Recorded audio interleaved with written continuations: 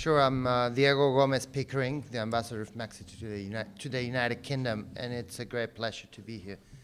Thank you for the invitation, ladies and gentlemen. I would like to thank Mr. Dunford for his kind invitation to participate in this symposium. And it's with great pleasure that I come here this morning to exchange a few ideas on a topic that is not only fundamental for Mexico, for my country, but it's a topic of strong personal interest for me.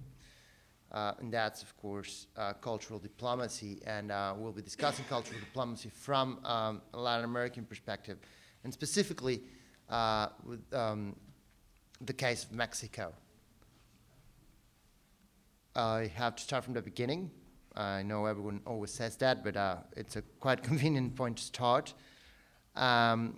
By using a definition of cultural diplomacy that I feel very comfortable with, and that's the one by Milton Cummings, who defines cultural diplomacy as the exchange of ideas, information, art, and other aspects of culture among nations and their peoples in order to foster much mutual understanding.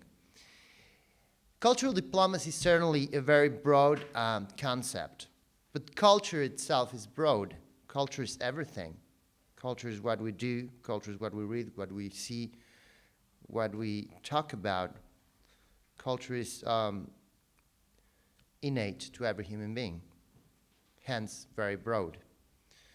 Culture includes academic exchange programs, the study of another country's language, traditions and lifestyle, the promotion of literature, the arts in general, customs, habits, and traditions, humans' behavior, history, music, folklore, gestures, social relationships, and many more.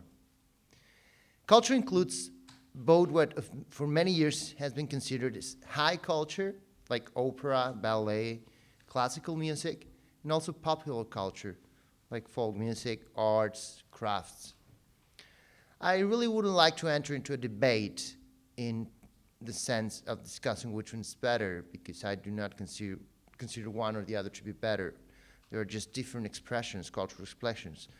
Just wanted to point out that all aspects of culture, being them classified as high or popular, whether critically praised or not, are important for a country and for a society, and therefore are important to promote abroad, to be used as a tool, hence to become part of the so-called cultural diplomacy.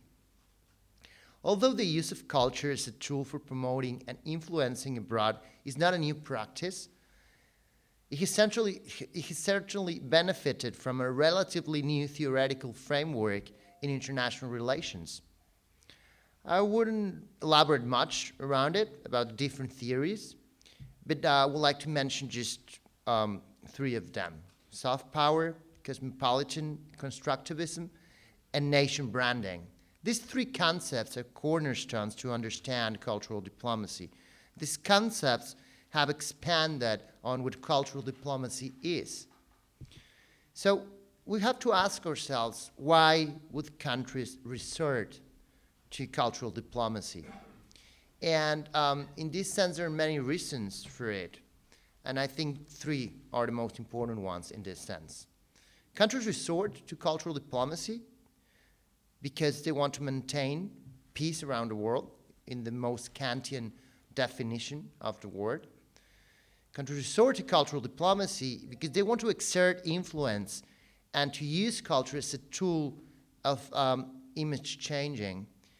And countries resort to cultural diplomacy for economic and touristic promotion abroad. These are the three reasons I believe cultural diplomacy has been lately, specifically in the last decade, in particular, been used as a tool in foreign affairs, international relations.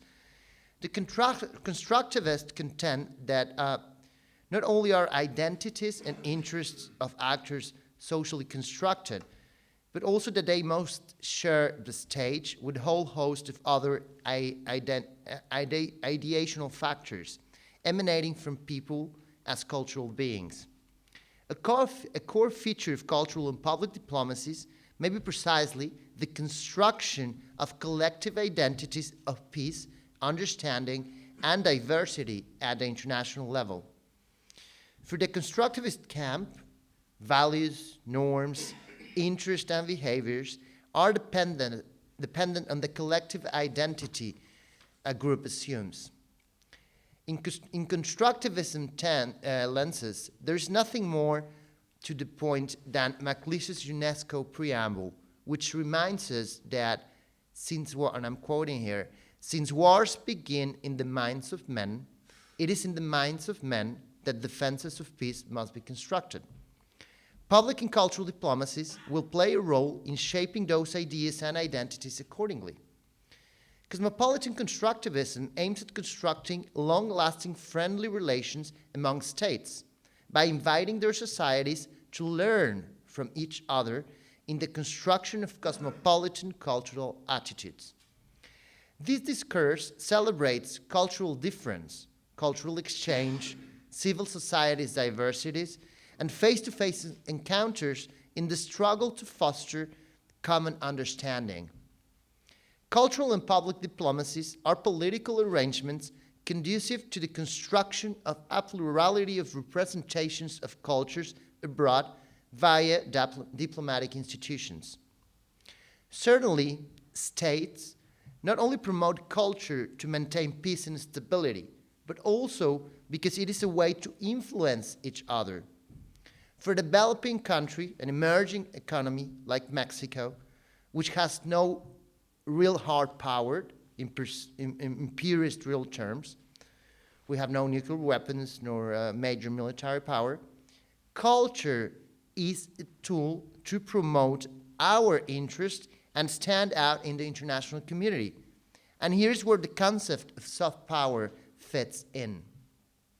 Joe Nye defines soft power as the ability of a country to get other countries to want what it wants, or the power of attractive ideas to set the political agenda and determine the framework of debate that shapes others' preferences. Nye considers that there are three resources for a country's soft power. That is culture, political values, and its foreign policy. We now have two good reasons for a government to invest in cultural diplomacy. There's another very powerful motive. Sorry. Cultural diplomacy is cost-effective. Creative industries are increasingly an important economic sector in many countries around the world, Mexico included. Let's just consider the film industry, the music, or the fashion industries. In the case of Mexico, creative industries amount to more than 7% of our gross domestic product. Also, in such an interconnected world as the one we face nowadays, culture is an ever-increasing driver for tourism. The number of travelers who are seeking destinations beyond sun and beach, which is of course an absolutely legitimate reason to travel as well, has increased considerably in later years. Let me now tell you a bit about what the assets of Mexico's cultural diplomacy are. Mexico, our country, is a country with a hugely diverse cultural heritage. We have a very rich history dating back millennia and a robust group of traditions. At the same time, we have a thrilling contemporary artistic scene. Mexico is the country with the biggest number of UNESCO World Heritage Sites registered in the Americas, and we are the 6th in the world when it comes to number of cultural and nature sites that are part of the World Heritage List. We have 33 of these inscribed in UNESCO's list, from which 27 are of cultural relevance and 5 are of natural importance. One of the sites is mixed. In addition to 7 different cultural traditions that have been considered by UNESCO as intangible cultural heritage of humanity. Just last week, our president, Enrique Peña Nieto, met in Paris the Director General of UNESCO, Mrs. Irina Bukova. During this very amicable encounter, Mrs. Bukova handed in to President Peña Nieto the certificate of inscription to UNESCO's World Heritage List of the Aqueduct of Padre Tembleque hydraulic system, the latest of the dozens of sites in Mexico that have been granted this status. This aqueduct was built in the 16th century. It is located between the states of Mexico and Hidalgo on the central Mexican plateau. This heritage canal system encompasses a water catchment area, springs, canals, distribution tanks, and arcaded aqueduct bridges. The site incorporates the highest single level arcade ever built in an aqueduct. This was initiated back in the 16th century, as I said, by the Franciscan friar known as Padre Tembleque. It was built with the support from the local indigenous communities. This hydraulic system is an example of the exchange of influences between the European tradition of Roman hydraulics and the traditional Mesoamerican construction techniques, including the use of adobe.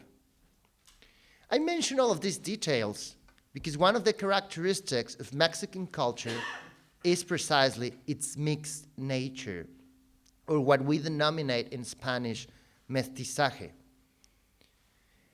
Mestizaje includes or means the fusion of indigenous and European cultures, and beyond that, the mix of African and Asian influences. We have, of course, in Mexico mainly, people that came many centuries ago from Spain, but later on also from France, from Italy, and even from the UK, from Britain. Later on, we received waves of migrants from the Middle Eastern countries, particularly from Lebanon and Syria. Throughout the time, we've been exchanging through the Pacific Ocean with Asian countries like the Philippines, China, and Japan. And of course, back in the 18th century, Mexico had the largest population of African American people. So we talk about a country that is a world in itself. This mixed nature that is so traditional and so important to understand in order to understand Mexico can be perceived in every single cultural aspect of our country. Its architecture, its music, its cuisine, its dance, its literature, and a long list of others. Modern Mexico is the result of magnificent millenary civilizations such as the Aztecs, the Maya, the Olmecs, and many others. The result of European migrations to the Americas that started in the 16th century but expanded in the centuries beyond, and which explained that we Mexicans consider ourselves Latin. We speak Spanish and are predominantly Catholic. The migration or later migrations of Lebanese, Syrians, and Jewish communities at the beginning of the 20th century made of Mexico a multicultural powerhouse. Mexico has a strong tradition of refuge. We received thousands of Republicans fleeing the Spanish Civil War in the early 1930s. Then, throughout the later part of the 20th century, we were a safe haven for thousands or hundreds of thousands of others coming from South and Central America, fleeing the cruel dictatorships and armed conflicts in their countries in the 60s, 70s, and 80s of the last century. All these nationalities have contributed greatly to the formulation of current Mexican culture. Let me now turn our topic to a topic, that may represent a paradox. With this such vast heritage, we might find difficult to pick a country like Mexico, or the difficult choice for a country like Mexico may sometimes be which aspect of its culture should Mexico privilege, having such a diverse background and such a great heritage. This is what I call the dichotomy between tradition and modernity. At times, cultural policies wanted to emphasize the splendor of the Mesoamerican civilizations, and most resources, both financial and human, were allocated towards that aim, assuming that it was the most important Mexican cultural asset, and at the same time intrinsically denying the European conquest or the 3 centuries of the new Spanish era or the colonial era, plus denying also the African or Asian influences. On the contrary, other policymakers have tried to transcend the narrative of millenary cultures and have wanted to accentuate and promote contemporary art in Mexico. The main premise is that modern Mexico has nothing to do with the Aztecs or the Mayas, or has nothing to do with the way the ancient civilization used to live, but has much more to do with the way Mexico wants to engage in the great contemporary artistic dialogue going on around the world, and that Mexico should somehow abandon a narrative of being ancient and embrace a narrative of being modern meaning being a country with these multiple belongings and these multiple influences and this multiple heritage that transcends the ancient Aztec or Maya civilizations. Evidently, there has to be a balance between both visions. The one that focuses on the tradition and the heritage and the history, and the one that looks into the modern cultural diplomacy. This mixed or balanced view is the one that should proceed over any country's cultural diplomacy, to promote actually both, not just one or the other.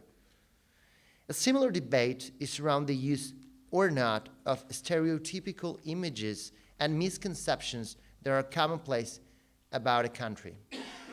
Sometimes the image of a country is full of outdated beliefs. For example, many of you have probably heard mariachi music or have drunk tequila, at least once, and associate that with Mexico. Albeit mariachi music is proudly Mexican, it doesn't mean that all of the Mexican music is about mariachi. And although tequila is delicious, by the way, today is the National Tequila Day, so I invite you all to, after enjoying the rest of the symposium, go and honor this day. It was not me who named it, so. But anyway, not all of the drinks in Mexico are tequila, of course, and not every day is a tequila day. So perhaps some of you will find it hard to believe that there is an ongoing debate, and at times very vigorously debate, around whether or not to continue replicating these expressions that can be stereotypes, or perhaps we should select other images and other expressions to show the diversity of Mexican culture. From our point of view, at the Embassy of Mexico, more than once, we have debated whether the appropriate choice for the Mexican National Day is to have a band of traditional mariachi music, which everyone has already heard, or just to invite a contemporary ensemble of musicians. We have also discussed and debated about whether or not to have the mainstream margaritas with the tequila, or allow for something else to be offered during that special occasion. I know you can't believe we dare to even think about the option of putting aside the margaritas. Believe me, we have done it, and I know we are glad we still decide to serve them every day. But the answer really lays in this debate, perhaps, on not trying to deny a stereotype, but to embrace it and to build from it, because stereotypes are born from a reality, and we just need to take them with us. I would like to finalize with a practical case study in cultural diplomacy, which is the most important activity that we have been doing in the United Kingdom throughout this year, 2015. In order to promote a better understanding between Mexican and British society, both governments, that of Mexico and that of the UK, decided many years ago to celebrate throughout 2015 the Year of Mexico in the UK and the Year of the UK in Mexico, a year in which we celebrate our 190 years of relationship. We're certain that this celebration has motivated business, exchanges and cooperation in many areas, greatly adding to what we have already achieved in the last 2 centuries of this relationship. But we did believe that through working more on it, and more specifically through making use of cultural diplomacy, we could make it even better. That's why the Year of Mexico in the United Kingdom and the Year of the UK in Mexico were thought of as having 3 basic areas of collaboration. On the one hand, the arts and the creative industries. On the other one, education, science, and innovation. And on the other one, the third one, trade, investment, and tourism. Through the strategic design of an interdisciplinary model, Mexico wanted to highlight its rich history and traditions, but at the same time, its contribution to contemporary art in the global scene. Here we see how we mixed both of those trends, bringing about the stereotypes, but transcending them at the same time. We wanted to show the dynamism of our creative industries through cinema, architecture, and design, as well as our commitment to the emerging talents of new generations of Mexicans. The whole program of the Year of Mexico in the UK has included so far more than 130 activities, amongst them exhibitions, concerts, seminars, artistic residences, street art, theater, dance performances, sculpture, and many other disciplines that have attracted different audiences, have created new publics for Mexico in the United Kingdom. This initiative for celebrating what we've denominated the dual year came out of high-level bilateral discussions. Originally, it was going to be only a program of cultural events, but both governments agreed on the opportunities presented by this initiative transcending culture, and decided to include as well education, science, economic, and touristic activities. The preparations for the whole year of Mexico started around 2013, in early 2013. And up to this day, the program keeps including or encompassing more activities.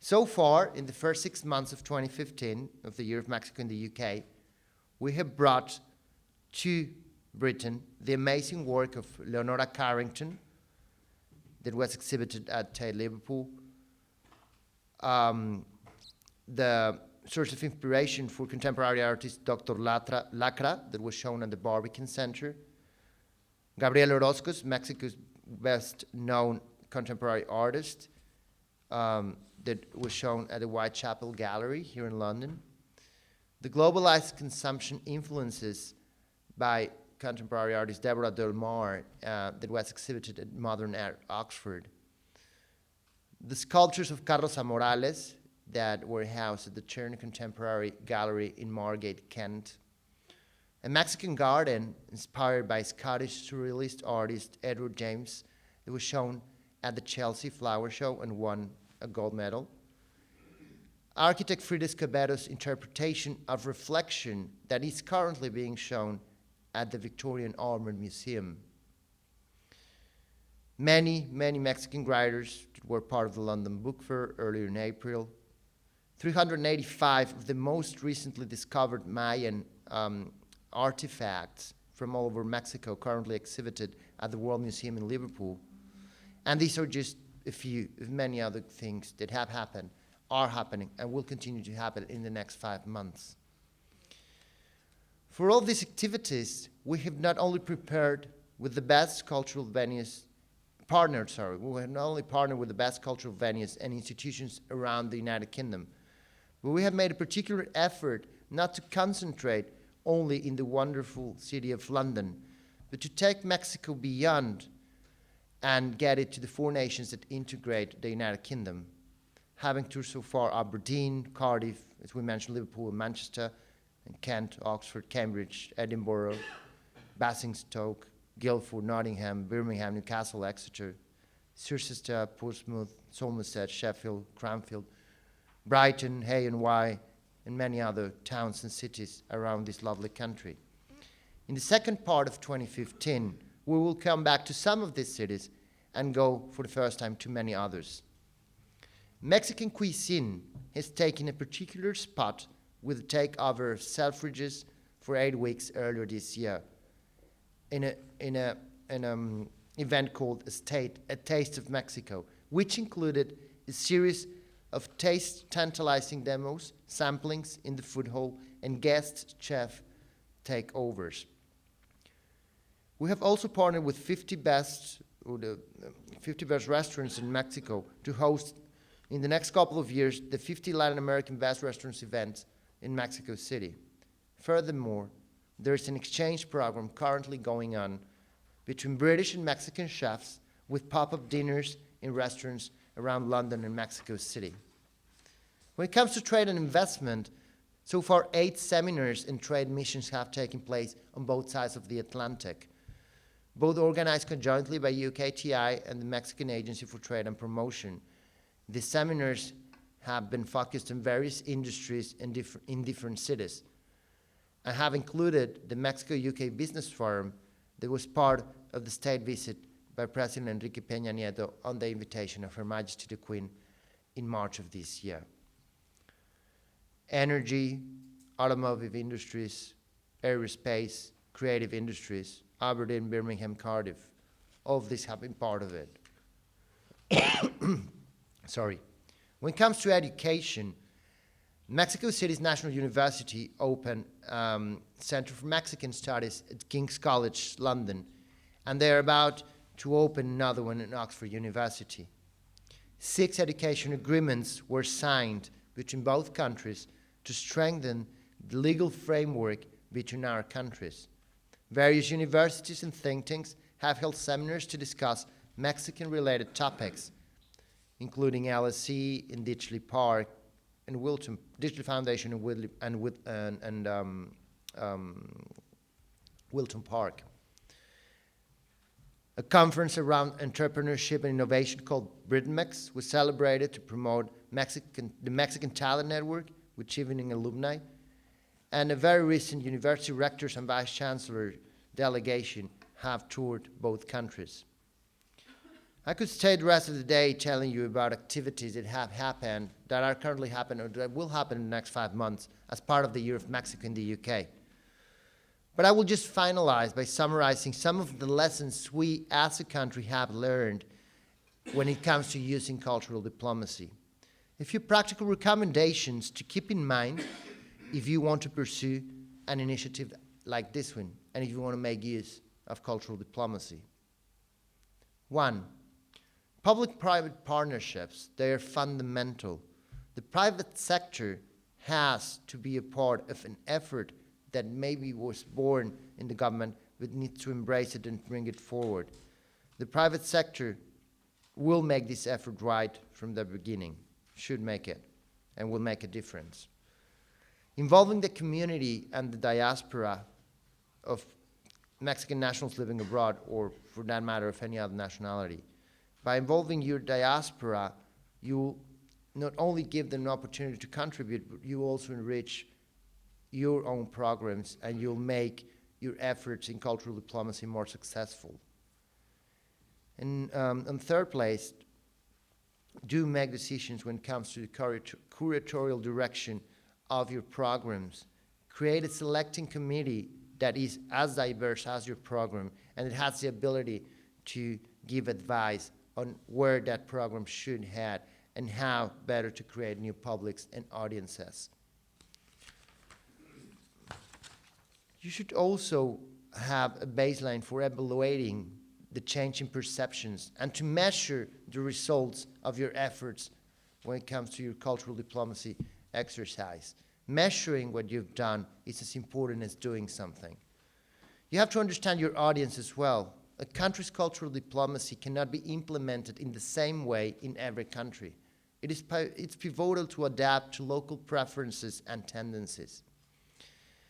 And finally, bilateral collaboration. Incorporate at least a few projects that involved joint creations by artists or creators from both countries, and do not only depend on national contents being presented in the other country, because by putting collaborations that involve people from both countries, you'll also guarantee the success of the program. The Year of Mexico has still 5 more months to go, and definitely we have had many, many challenges. But so far, it has been a very fulfilling, ambitious, and exciting project that I'm sure will add onto the purpose of promoting a better understanding between Mexico and the United Kingdom, between Latin America and Europe, between Spanish-speaking world and the English-speaking world. The Year of Mexico in the UK and the Year of the UK in Mexico have allowed each other country and each other societies to understand each other better and to strengthen the values that both of us keep dear to our hearts. Ikeda argues that the dangers of rampant nationalism in societies are more evident now than before. Although it was assumed that a new spirit of internationalism might be fostered by means of better communication and information flows across nations. A lasting and stable world order cannot rely merely on governments and power politics.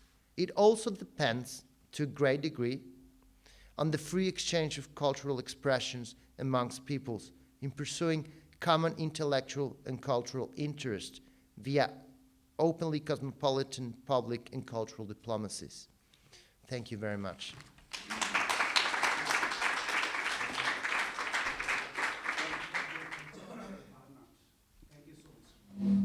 Well, to be honest, I do not have the numbers with me, so I cannot tell you a precise answer to the first part of your question. But what's important, I guess, what I can say is that it's important to point out that it was not only the government of Mexico putting money into this effort, but it was a joint effort that included a huge, well, not huge, but a long list of Mexican companies and British companies as well putting money into it. So it's an effort of fundraising mixed with government funding that allowed for such a wonderful program to take place. We can provide you later on, if you leave us your contact details with the exact figure if you're interested. But I'm sorry, I didn't bring it with me. And when it comes to the, sorry, just quickly answering, and answering your second question, yeah, I mean, Mexican diaspora is important basically in the United States, because in the United States you have around 33 million Mexicans living there, so that's a country in itself. So these 33 million Mexicans are, yes, pretty much in contact with their culture and traditions, and they are a great asset when it comes to thinking of, implementing, pursuing cultural diplomacy. Yeah. And yeah. Well, Mexico has always been a very important part of the UN system. We were the founding member of the United Nations, that one of the first signatories back in 1945 in San Francisco. And ever since, any single big United Nations organization, from UNESCO to the International Maritime Organization, which is actually based here in the South Bank in London, we've been there from the very beginning. So we continue to engage with the UN in most initiatives. The latest one last year, when it comes to peacekeeping operations, we haven't done that because of different domestic reasons, but we're proudly joining the peacekeeping operations as of this year with missions in Western Sahara and Cyprus.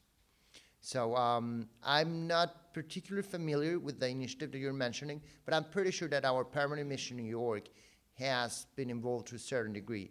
And we will be happy to provide you with information related to how involved Mexico has been, or how willing it is to get more involved in the near future, if you also as well leave us our contact details. Thank you. Your contact details.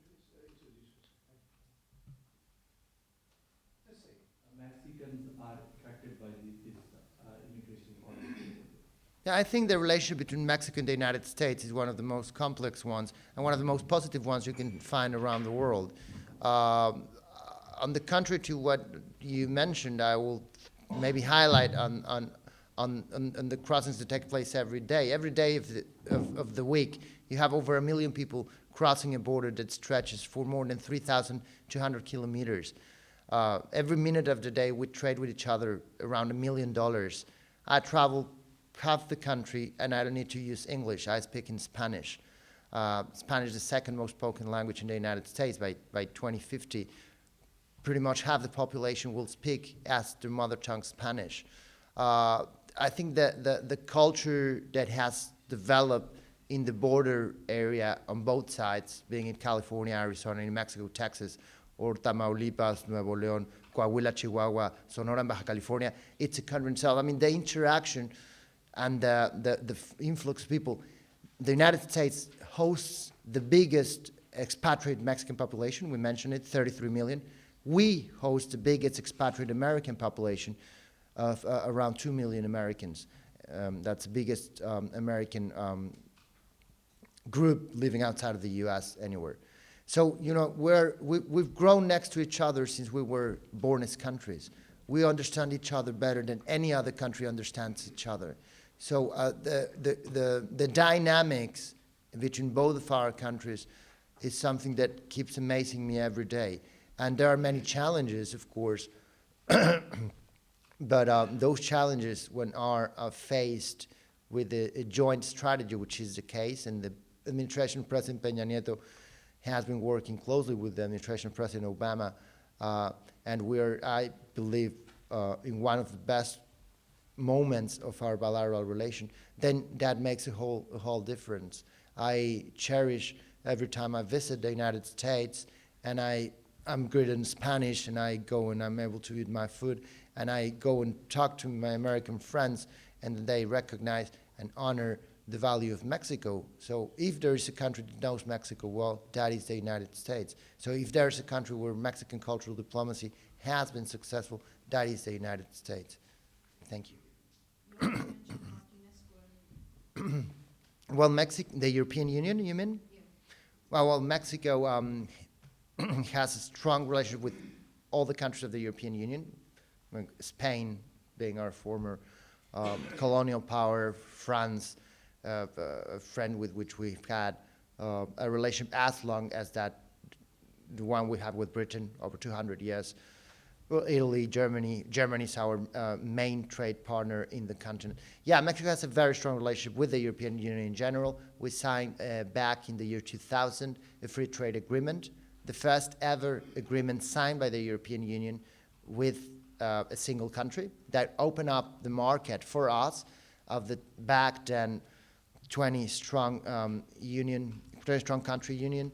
Ever since, 15 years down the road, the trade has grown tremendously, and politically speaking, there's a very important dialogue. Just a couple of weeks ago, we celebrated our yearly meeting. There's a yearly meeting between Mexico and the European Union. This year round took place in Brussels. It was attended by pretty much all heads of state, including David Cameron, on the side of the Europeans, by our president. So it's a very healthy, a very developed, a very mature relationship. Yes. We may take one more question if Mexico's futuristic cultural diplomacy standards. Well, thank you, and thank you for asking that, because it's a very important question. Maybe what I said was not, the message was not clearly transmitted, but the Maya and the Aztec, plus many other ancient civilizations that flourished in Mexico, are still very, very important. For example, in Mexican Spanish, you have thousands of words that are words that you use in English. Tomato is an Aztec word. Chocolate is an Aztec word. So from the words that we keep on using, not only in Spanish and Mexico, but in the whole world, we keep on relating to what happened millennia ago. And now Mexico still considers it a very important part of multiculturalism, all of its indigenous groups. In Mexico, we have 68 indigenous groups. Each of them has their own language. In Mexico, we have 2.5 million speakers of Nahuatl. Nahuatl is the language of the ancient Aztecs that is still spoken in the central valleys of Mexico, and 1.8 million speakers of Maya language. So just to mention those two important cultures, they are still pretty much part of the way we see the world, the way we relate to the world, the way we relate with each other, our values, our scale of values, our social relations, our understanding derives from that wonderful mix of cultures. On the one hand, the Spanish culture, and the other one, the indigenous cultures.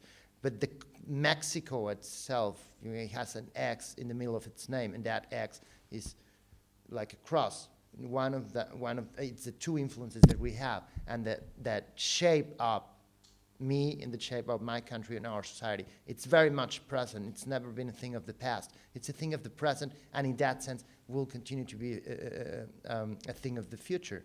If we want to keep on evolving as a culture and a society, we will keep on honoring that heritage, that mixed heritage that we have. Your Excellency, we take one more from that honorable friend, and also that.